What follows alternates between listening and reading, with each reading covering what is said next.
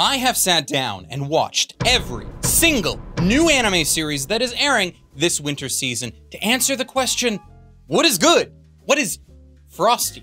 And what would I actually like to spend my time watching this season? Because for far too long, I have relied on forums and Reddits and silly bird apps to inform me on what I was missing out on. With, some new shows that go flying under the radar, but no more. No more, I say. So now that I have watched every single new anime series that is airing, I invite you, my gentle viewers, to come with me on my original first reactions to them all. May I hold the same opinions as you as to what is frosty? That is only for you to say. So barring any interruption by large text, let's get into this winter season. But first, Class Reflection would like to thank the sponsor for this video today, being the good people over at Surfshark VPN. A VPN is a way for you to help protect your privacy and what you view online as you surf and watch anime and videos on the web. Not only does it secure your data, encrypting it to help stop people from eavesdropping on your connection, but it also allows you to mask your location. Doing so allows you to bypass the region locking of a variety of streaming services, as not all streaming services are equal in what regions they service. So having a VPN like Surfshark can help you access shows that you might not be able to otherwise. Content blocked on services such as Netflix and YouTube can be accessible simply by connecting to a local server from the country that you'd like to access. And of course, Surfshark is available on a variety of devices as well as your PC, so you can stream your anime on the go if you so choose. There will be a link and a promo code in the description where you can sign up for a percentage off as well as an extra 3 months free, because we like you guys so much. And best of all, if you try it out and you don't find that it helps, it's not doing what you expected, or it doesn't end up unblocking the content that you want it to unblock, Surfshark offers a 30-day money-back guarantee, no questions asked. So thank you very much, Surfshark, for sponsoring this video. Now let's get back to it. All right, so I figured that the best way to organize this is to go alphabetically by Japanese title, not only to have some semblance of impartiality, but also to help me make sure I didn't miss anything. I really hope I didn't miss anything. I did specify that we're only talking about new anime in this video, as depressing as that can be for some. I, too, would love to also discuss things like Vinland Saga, Misfit of Demon Academy, and of course, Bofuri. But have you seen the length of this video? If I included sequels, we could be here a lot longer than I'd like to be, so I had to cut it off somewhere. Doesn't help that this is my second time filming this video, so let's get started. The Giant Beasts of Ours.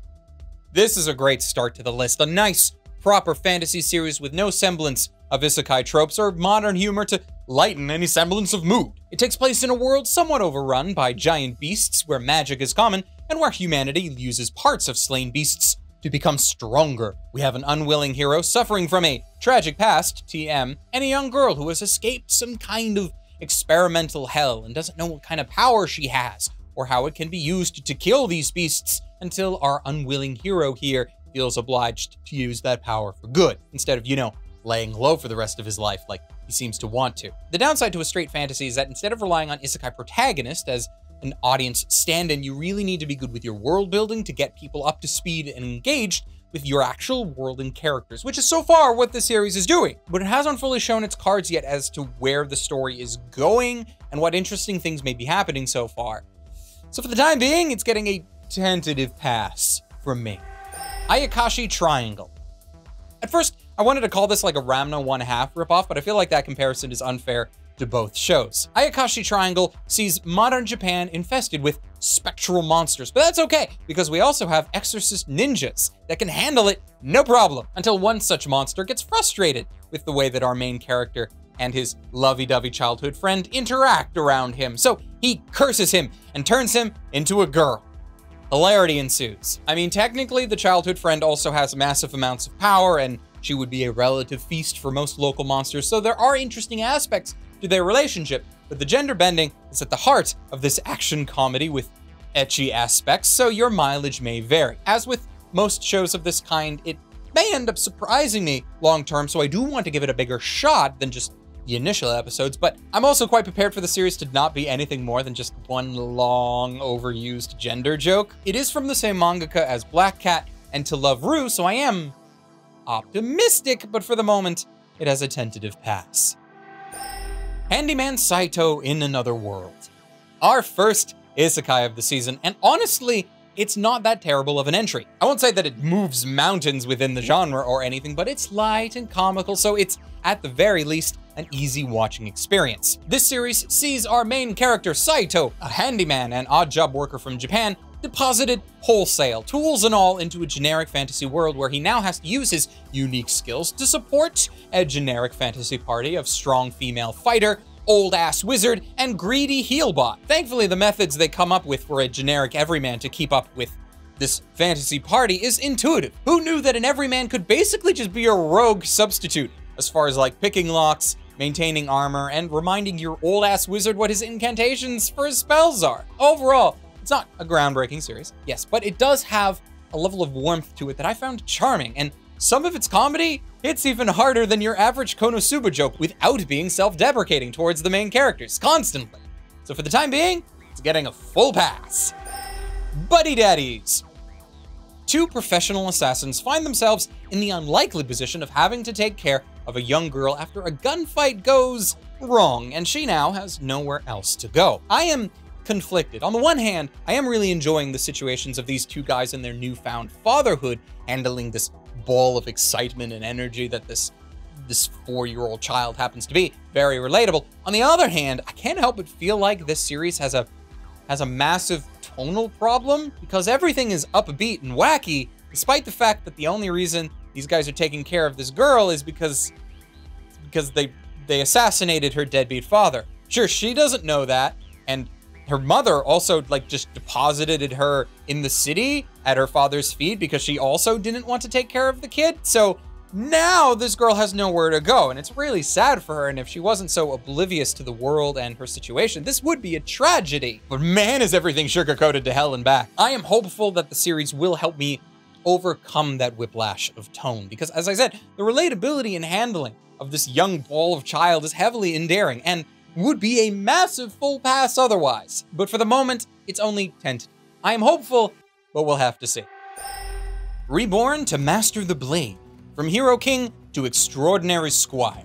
An interesting twist that I think is actually better done in another series from this season, but we'll get to that. We have a traditional isekai, but instead of our main character getting reborn from modern Japan, they were a former king of another fantasy world, this time reborn into the body of a hot girl, with all of his skills and knowledge intact. And having spent his last life dedicated to ruling his people, this time he wants to cut loose and just straight up become the strongest knight of the realm. An interesting enough premise. Personally, I think that the jury is still a little out on how good this might actually turn out to be over time. It's a tentative pass, mostly because it could surprise me, and I feel like my enjoyment of this series will rely heavily on how entertaining our main character ends up being long term. I mean, she's already pretty entertaining. As a baby, she beat up a dragon. That's gotta count for something, but she hasn't grabbed me like some other protagonists of the season. I am hopeful though. It just happens to be up against some stiff competition. The next series, however, is not one of those in competition. High Card. High-class casino setting with emphasis placed on 52 special playing cards that bestow their owners magical powers. Our main character, after getting involved in a high-stakes shootout, is scouted to join a group of card holders known as High Card to collect the entire deck while pretending to be employees of a luxury car company. Personally, I don't see the appeal. I've never been one to extremely gravitate towards a high-class setting of sorts, and honestly, if this cast of boys suddenly burst into song and became an idol band as their cover, it would not surprise me in the least. If not, because, you know, I've already seen that elsewhere this season. And I've also seen at least one place on the internet refer to this series as Cardcaptor Sakura for boys? Ah, man, if you think that way, let me tell you, Cardcaptor Sakura was already for boys.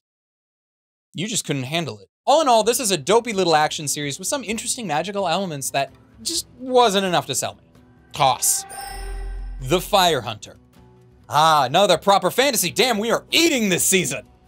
And then you realize that it's a Mamoru Oshii series, which means we're still eating, but I can't guarantee if by the end of it we're actually going to feel full by this meal or not. Oshii has a reputation as a kind of like auteur within the anime space, making some absolutely remarkable stories from like Pat Labor 2 to the original Ghost in the Shell. But then there are other works of his that are, shall we say, more art than entertainment, which is great if you're in the mood for that sort of thing. The Fire Hunter sets the world up as a post-apocalyptic one, where humans have spontaneously decided to combust in the presence of real fire, ending the former civilization that used to thrive in the world. Fire substitutes have since allowed civilization to continue, but with massive setbacks. We have fire hunters, people who hunt monsters called flame fiends, and use what seems to be their blood as a fire substitute to keep the lights on at night without everyone exploding. And we have a main character, a 5-year-old girl, who gets her life saved by one of these aforementioned fire hunters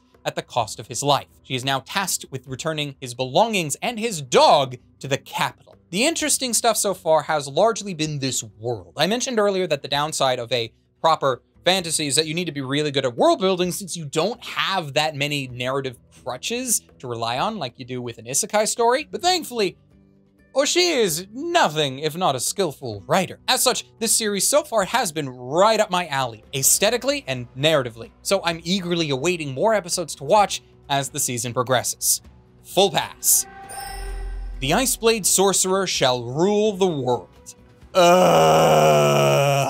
I've seen this series talked about fondly in several places on the internet, and despite being a frosty individual myself, with great respect to the elements of cold and ice, and with the knowledge that for some reason the uniform at this school that the show takes place in happens to be eerily similar to my regular recording outfit, I can't help but be plainly uninterested by this story or its characters. I feel like every single cliche about modern fantasy, both proper and isekai, are on display in this series, and I don't know why. It's a fantasy world where there is a small group of powerful sorcerers that dwarf everyone else in skill, and there can only be X amount of them alive at any given time, and surprise, our main character is one of them. But he's still going to a magic academy as an ordinary person for reasons. Maybe it's because the plot is similar to a few other shows that I could mention as of late, and honestly, nowhere near as entertaining. Or maybe it's because our protagonist seems nothing more than your generic isekai protagonist, despite this not being an isekai. But I just couldn't keep my interest in it, you know? But if you're looking for some generic fantasy trash, then this will certainly do, but it's a toss for me. My life as Inukai's-san's dog. So here, our main character has found himself transformed, or reincarnated, or whatever, as a dog who is now in the care of the hottest girl in his school. She loves this dog and takes him everywhere, including to the bathroom. At this point, you are either sold on this series or repulsed. I mean, the series even has this well-animated scene of the girl sucking on the dog's nose. Why? I could not tell you. This series is trash, but some people out there live in the dumpster and thrive on this stuff. So I am happy that you are happy, but I'm moving on. Farming life in another world.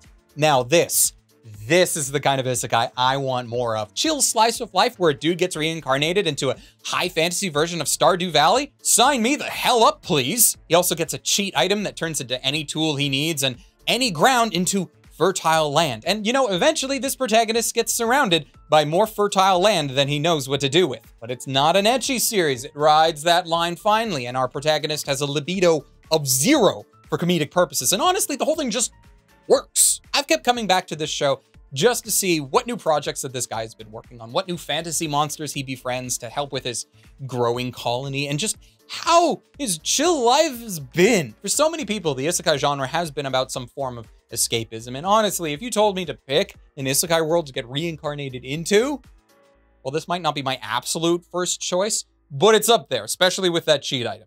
Full pass.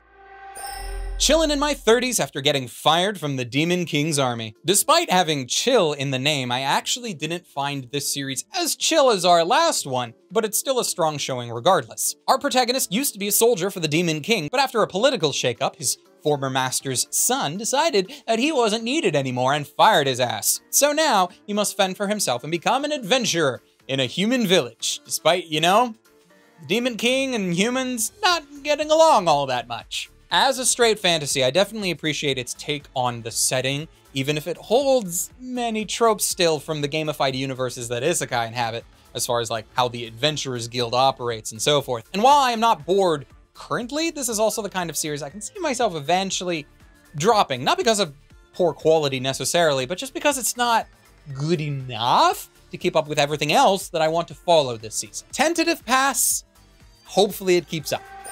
The Ice Guy and his cool female colleague. Now, I have been dragging on this show lately in my news videos when we discuss the rankings of the current season from Anime Trending, but that's not because the series is bad. It's just that I don't see it as anything more than average. Our main character is a descendant of a snow witch of sorts, and as such, he finds himself covered in ice and surrounded by a blizzard when he gets emotional. Not all that out of the ordinary in a workplace that also has a foxwoman working there, and a boss who looks like he's a descendant of the Buddha or some other spiritual entity. But this Ice Guy meets his new female colleague and they hit it off. It's a fairly safe and unassuming workplace rom-com, and as such, it's not bad. That's all it is. If that's something that you would enjoy, then I have no doubt that you will love this series. But for me, it's a toss. Kubo Won't Let Me Be Invisible.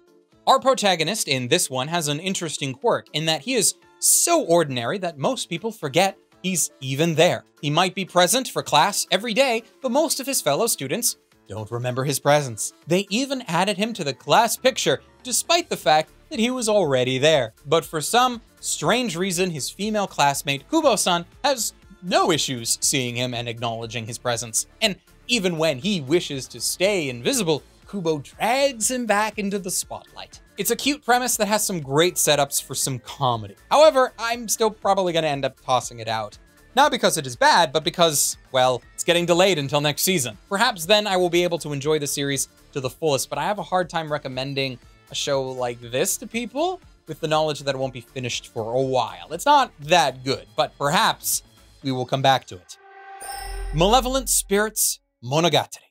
Not to be confused with any other anime series that holds the title of Monogatari, of which there are several. This Monogatari features special spirits that come to this world and occasionally wreak havoc among the populace. Our protagonist belongs to a family lineage that helps or forces these spirits back to their own world, and he has what his father considers an irrational hatred towards these spirits. So the father forces his son to go live with a young girl who is guarded and lives with a number of these spirits who still live in this world. How well does that go? Not very. Personally, I have found this protagonist pretty thick-headed to a head-shaking degree, and while the fights seem interesting and the world has some unique quirks, I'm not completely sold just yet. I'm giving it a tentative pass to see if things change with the character dynamics as we go forward, because, you know, more time might be all that is needed just to flesh everything out, but we'll have to see how it holds up over time. Ippon again. Sports anime. Do you want to watch some high school girls practice the martial art of judo? If yes, this series is for you. If no, then this series might not have much in store for you. I see a lot of familiar topics with similar shows that exist here, like a protagonist that is reasonably good at the sport but is getting bored until some other classmates or other circumstances bring them back into the fold. Oddly, however, with this one, I am quite intrigued that our protagonist is not apparently some kind of wonder child, as normally tends to be the case. All of the characters seem fairly average at the sport and just seem to want to get enjoyment out of being with one another on top of practicing this martial art. That does mean, of course, that unless circumstances change, the series won't be putting a heavy amount of emphasis on any kind of tournament or competition, which would be refreshing. At least, nothing in the traditional way. Or maybe, perhaps, it will, and the victory they receive will be all the sweeter because of it, or the defeat will be all the more humbling. Either way, I've been enjoying this series as it has been presented. So far, full pass. Nier Automata version 1.1a. An anime adaptation of the game with the same name. A brilliantly animated adaptation at that, though not without some 3D jank. It seems to be quite faithful to the game's story, which is going to be interesting going forward, considering that the game it's based off of is one with multiple routes and endings. Though the series itself admits this and humorously demonstrates some of the more unique endings of the game with a doll-like theater segment that plays at the end of each episode. As far as the game's multiple routes, though, it's not immediately clear if this adaptation is gonna pick one, or, knowing the writer Yoko Taro, he might have his own solo anime ending to be given to this show. Who knows? But what I have found fascinating so far is that I think this adaptation is being presented well enough that non-players of the game can and will get a lot out of this anime, unlike a bunch of other game-to-anime adaptations that I could name, because those ones really only exist sometimes as like truncated versions of the game just begging you to stop watching and go play the original instead. I want to trust that the producers know what they are doing with this one, and even though the production on this series is being delayed like some other shows this season, I still want to give it a full pass regardless, because having played this game, I know that this one will be worth the wait. Ningen Fushin. Adventurers who don't believe in humanity will save the world. Another non-isekai fantasy that sees a group of adventurers find solace with one another due to their own individual circumstances of not getting along with other adventuring parties. All of them used to be part of another party before getting kicked out, and now the show seems to be heavily wanting to lean on the desire to just show those bastards what they are really capable of. And these group of companions join together to make their own unstoppable adventuring party. Beyond that, though, I don't know if I'm personally sold yet. I'm still giving it a tentative pass because I am interested to see where this is going to go, but I can also see it like kind of teetering off with any semblance of an interesting plot as time passes. But we'll have to see. The Tale of Outcasts. A very young orphan girl with the ability to see demons ends up befriending one of the more powerful ones that happens to exist, being bored with his life and the universe until she sparks in him a reason to continue to be. The orphan, however, does not have a great life and is soon sold into some kind of slavery. But we can't have that, says the demon. So let's go break some rules. In general, I like the premise. The characters are interesting enough, at least the main ones. Not sure about the secondaries just yet. But I feel like the series is just missing something to be truly interesting for me. I just can't put a beat on what that is. It's like there are a lot of similar vibes that it has to like the Ancient Magus's Bride, but just surface level comparisons, which may or may not be what's turning me off. I just keep getting reminded about something better that I would rather be watching. So that's mostly a me problem though. So otherwise, if you find this premise interesting, give it a shot. Quickly though, let's take a break for a moment to give me a chance to collect myself before we continue with the next section. But also because I wanted to give shoutouts to the supporters of this channel over on Patreon. The more support that we get over on Patreon, the less sponsors that Glass Reflection will need to have at any given time, even if this video itself is sponsored. So an immense thank you especially to patrons like Ross Emerson, Omar Showman, Hector Montemayor, Wago221, City Yamako, and Ryfen Bonaparte. We can't continue this without your support, so however much you are able to help, I am eternally grateful. Onimai, I'm now your sister. Gender bending is in for this season. A surprise to be sure, but I'm not yet confident that it's a welcome one. Onimai follows a shut-in protagonist who has spent most of his days playing video games and watching anime until his mad scientist sister uses him as a guinea pig and turns him into a woman, or rather a young girl. And now she must deal with her new circumstances, and I'm personally hoping that something worthwhile will end up happening with either the characters or the story beyond just, hey, gender bending hijinks, let's go into the female change room, guys, kind of scenario. And if it does go far beyond that, then perhaps I will find this series worthwhile. At present, however, while it is somehow getting a tentative pass for me, it is on a razor's edge. And unlike any other show that I've talked about today, it is the closest to getting cut. Kaina of the Great Snow Sea.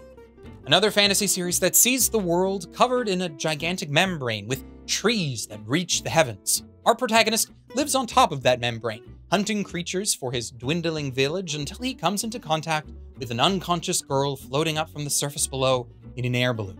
There are people living down there? What could this mean? Similar to other fantasy shows, Kaina has the duty to set up this world and get us invested, which I'm not quite sure if personally it has succeeded with. There are definite parts of the story and setup that are interesting, but I haven't yet been pulled into this world enough to really want to continue. You know, there are a lot of questions I do have about the setting, and perhaps if this was the kind of slow-going season that gave me a lot of time on my hands, I might be willing to see where it goes. Perhaps I will come back to this one, but for the moment, it is getting tossed. The Angel Next Door Spoils Me Rotten. Romantic comedy with some classic coincidences that have me bouncing off the series a bit. Generic main character who just happens to now live next door to the most beautiful girl in school. A girl who also somehow finds interest in his genericness enough to cook for him and clean his apartment. I have yet to see anything from it that personally hooks me in, but I know that there are fans of this particular genre, and based on what has been presented, it should be more than enough for those people. So here's the new show to add to your list. I just don't think it's sticking around very long in mine. Revenger. Samurai action in period Japan. We got assassins, grand clans with motives and loyalty and honor, but not much else. There are some interesting tidbits here and there, and seeing where our main character goes after he was tricked into killing his former master, like, there is a massive setup for a conspiracy within these worlds and these clans. I just need a reason to care about them, and generic samurai warriors just don't do it for me. But if you are looking for an action series in this style, then most assuredly you will not find better this season. I was just hopeful for more than that, so I'm gonna give it a toss. Saving 80,000 gold in another world for my retirement. A unique spin on an isekai by giving our cash-worried protagonist the ability to actually traverse between her modern home and that of the isekai fantasy world. She has a lot of modern worries about how she will afford to live in either universe and has decided that the best course of action is to use her newfound power to gain wealth in both gold and yen, so that if she ends up stuck in one world or the other, she will still be comfortable. I'm giving this series a tentative pass because our protagonist's worries are some very relatable ones, and there is this level of escapism to see this character being able to solve those worries within the story. But I'm just not sure yet how the series plans on keeping her fortune-gathering plans interesting. I am curious, let's say, and we're just gonna hope for the best. The reincarnation of the strongest exorcist in another world. This is the second series that I've mentioned previously this season that sees a character gets reincarnated from one fantasy world into another. This time, our protagonist has massive spiritual energy from his previous life, plenty of demonic spirits under his command, and he now exists in a world where magic is prevalent, spiritual energy is not. But he died in his past life by being almost too powerful, too much of a target for those who saw him as a threat. So his new goal is to find someone in this world and support them, so that while he may still be the most powerful person, he can live in the shadows of his selected hero comfortably. As such, that goal and the ways that he goes about it are quite fascinating. Whether he's able to keep to those plans, though, it's what's keeping me engaged at the moment. He has the wants and desires to stay on the sidelines, but he also keeps finding himself in situations where he needs to get involved, which may not go the way he hopes long term. Personally, this is one that I want to keep following, and as such, it gets a full pass from me. Spy Classroom. I've spoken elsewhere on this series in that its initial setup makes me think longfully for the time that I watched Assassination Classroom and the wacky antics of Kuro-sensei, because this feels like a Victorian version of that, just without the fun humor. A bunch of somewhat delinquent girls are tasked to become the greatest spies in the land, and they are being taught by the so-called greatest spy himself. How shall they train? By trying to kill him. Sound familiar? Yeah, I bounced off. It might have interesting scenarios, and the cast is quite large, so there may be some fascinating moments there, but the general outline of the plot just isn't doing it for me, so I am tossing it personally. Your own mileage, however, may vary. Sugar Apple Fairy Tale. Fantasy world where fairies, despite being super powerful and full of magic, are bought and sold as slaves. We have a protagonist who is empathetic to the plight of fairies, but doesn't feel like she can do much to help, and also finds herself in the position of relying on this system for her own protection, buying a warrior fairy to escort her to a dangerous region. Something about it, though, just hasn't been driving well with me. Like, it is very, very pretty, and seeing our protagonist deal with the inner conflict of what she believes versus what she's actually doing is fascinating. On top of me just wanting to see some kind of reveal that the warrior fairy is actually some kind of royalty or something, because he has big, dark, mysterious past vibes that might throw us all for a loop. I'm giving it a tentative pass for now, but yeah, I'm also really not sold on it just yet. Technoroid Overmind. A futuristic world with androids produced to compensate for a declined human population and global warming. Our main cast of characters is a group of androids who look to eventually become an idol group.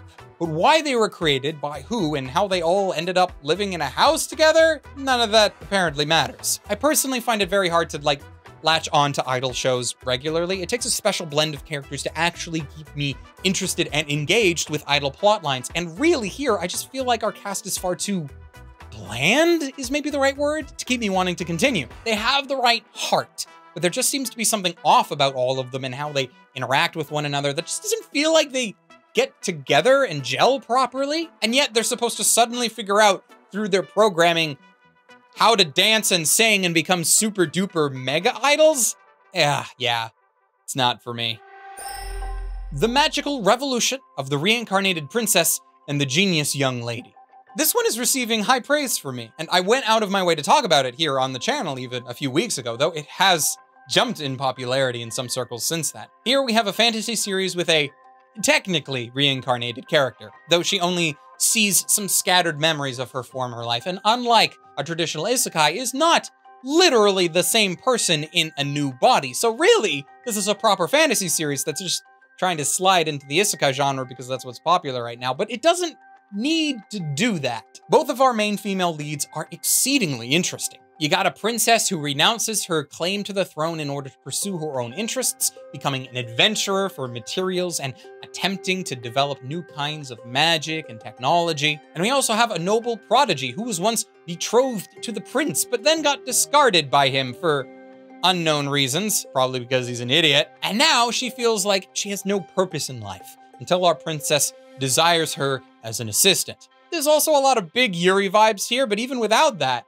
it's a solid premise with entertaining characters. My only problem with it so far has been, well, the last couple of episodes have been paced so slowly that it feels like nothing's progressing. It feels like we're in some kind of narrative limbo, but I'm hopeful that that is just temporary. Other than that, it's a full pass.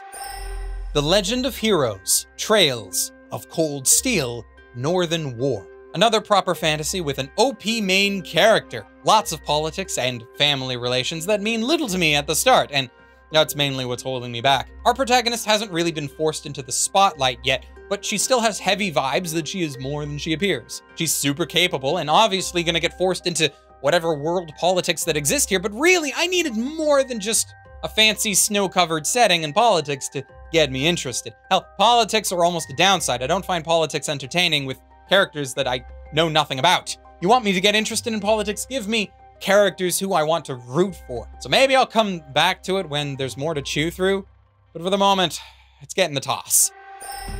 Tomo-chan is a girl. This is a fun rom-com with an oblivious male protagonist and a female character who breaks the mold by outwardly appearing very masculine and delinquent-like, while being a sweetheart on the inside that just wants to have some young love scenarios with her childhood friend, even if he just considers her to be one of the guys. Its mileage is highly dependent on how you can tolerate our male protagonist's thick-headedness, but it's otherwise a solid series with a simple enough premise that I am enjoying enough to give it a pass.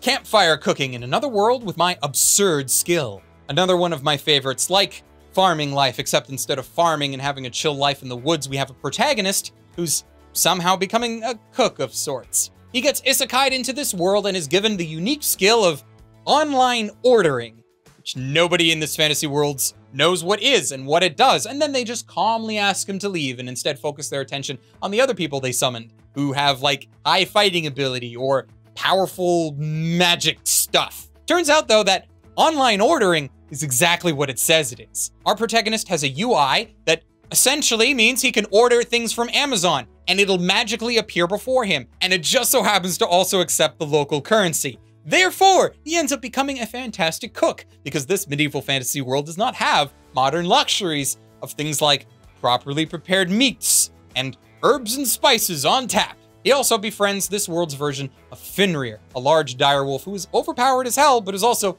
a glutton and wants a taste of whatever our protagonist is cooking. I am enjoying this one heavily. I love the well-animated food and the optimism of our protagonist because he tries to navigate this world as an aspiring merchant of sorts, one who just happens to have heavily processed overworldly foods for sale. Full pass. Trigun Stampede. I'd say that this is a remake of the original Trigun series from the 90s, or even the manga Trigun Maximum, but neither of these things seem true. But the general premise is still the same. Trigun takes place on a desert planet out in space that functions thematically as a sort of apocalyptic Wild West. Our protagonist, Vash, the Stampede, is a heavily skillful sharpshooter with a massive pacifist streak, and he is thrust into a variety of situations as denizens of this planet hunt him down for the large bounty that has been placed on his head. This adaptation is being done by Studio Orange, and as such has some of the best 3D animated characters and world in the business. The only reason not to watch Trigun Stampede is if the Western vibe is not your thing, or if you're such a huge fan of the original that all of the changes to this world and characters from the original are off-putting to you, because there are quite a few. Otherwise, it is a solid action romp, and I'm excited to see where this new adaptation goes, even if, yes, I am also disappointed in a number of changes the series has made. It's a pass.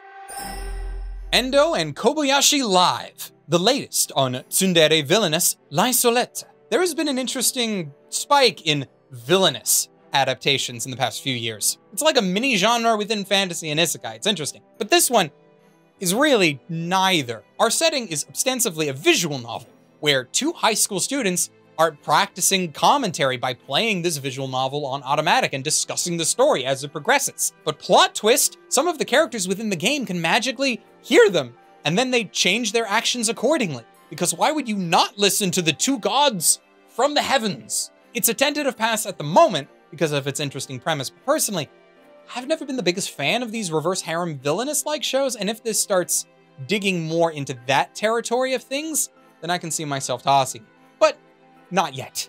We'll have to see. Unite Up, an idol series that sees our protagonist have his skills broadcast to the world by a friend without permission, and gets drafted into an idol group somewhat unwillingly. I already mentioned my lack of fondness for the idol genre, and like with Overmind, I haven't latched onto the characters here enough to really want me to continue it. But as it happens, this show itself is also on the list of those being delayed this season, so at least for me, it's going to be an easy toss, even if it's not really how I wanted to end this list or this video.